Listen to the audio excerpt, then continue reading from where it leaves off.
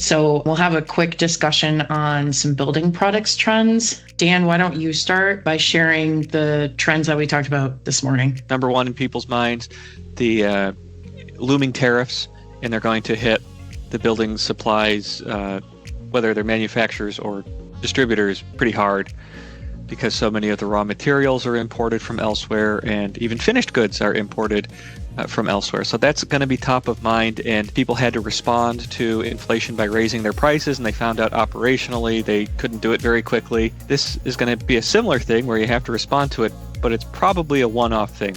That put pricing pressure on premium products. The tariffs will consumers or end customers from businesses put less emphasis on premium products if they are paying 25% more? Probably, yeah. I would think that there's going to be some kind of effect on mix where if the price of premium goes up, then either you don't buy anything at all or you switch to a mid-tier brand or whatever it is, quality. I think that's a really good point. Yeah. And I think it is too short of a timeline to influence CapEx for reshoring of manufacturing. Building products will take time. It takes time to build plants. It takes time to build better distribution networks. So if these do come into play, we're stuck with them for the time being. A lot of this tariff stuff kind of goes back to a theme that we've been talking about since COVID came up, which is the whole impact of uncertainty in the marketplace across industries. And I think tariffs is a great example. My 2 cents on tariffs, I don't know what the reality of tariffs is going to be, and I don't think anybody does. It's just a wild guess at this point.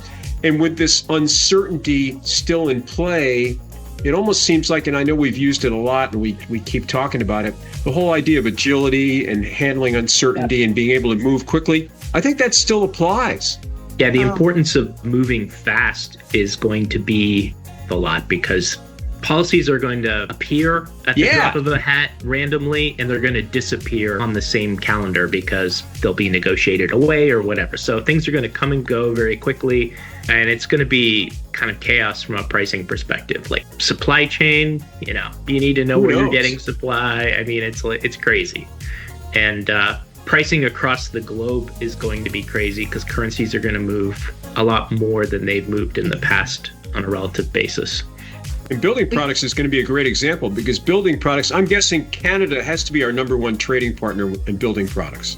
It's going to make the negotiation a bit more complex and difficult, right? If I'm a manufacturer in Canada, okay, I will understand that I have tariff on top of my price, but maybe I'm willing to subsidize that with an incentive program, right?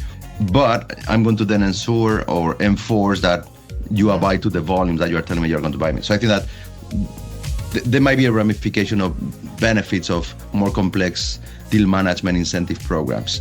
But similar to tariffs, are some customers going to be willing to pay certain premium for products that get manufactured, let's say made in the US, as well as they are sustainable?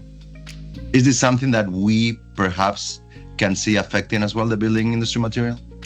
It is more sustainable from a carbon footprint perspective to buy local.